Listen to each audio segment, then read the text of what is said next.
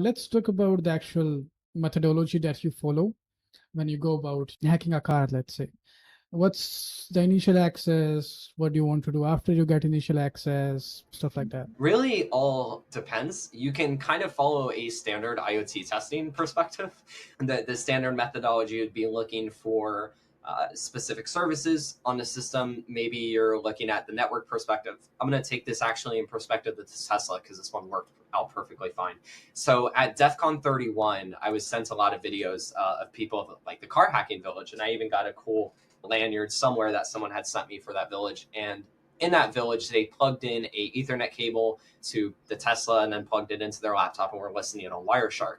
At that point, when you reach that network sniffing perspective and you can find all this services and stuff running on the vehicle itself, you're really just trying to find a way to remotely exploit it or exploit that service, period. And then it's just a normal testing methodology after that.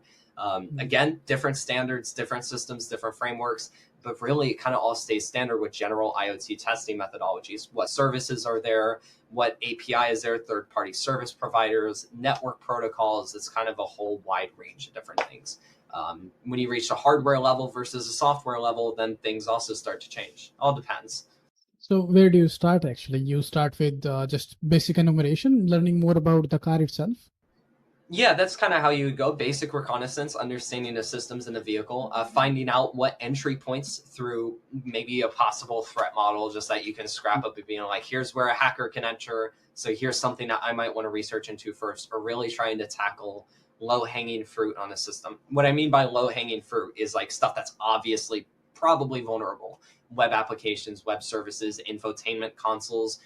Maybe there's a security misconfiguration in the network of the vehicle, Wi-Fi access, and a whole bunch of other things that could probably lead to their own different road paths, which is actually what I like about it. Every time someone asks me about the methodology, I always go into this like deep realm of like what you can do to test everything. And all these different roads and stuff really make automotive security just that, a whole, basically bin of different routes you can go. And that's exactly what it is, all depending on one another. So that's pretty much the methodology. You just have to be curious about what can be done with all these entry points. Yeah, exactly. In the same way that you would just go about exploring a normal system, you'd be like, well, here's a vulnerability, but now I need to bypass so and so security mechanisms. So I have to go through this different route of like fuzzing and analyzing and different spectrums of recon to understand that system as a whole. To put it lightly, nonetheless, of course, I'm using non technical details and stuff like that. But yeah, you are kind of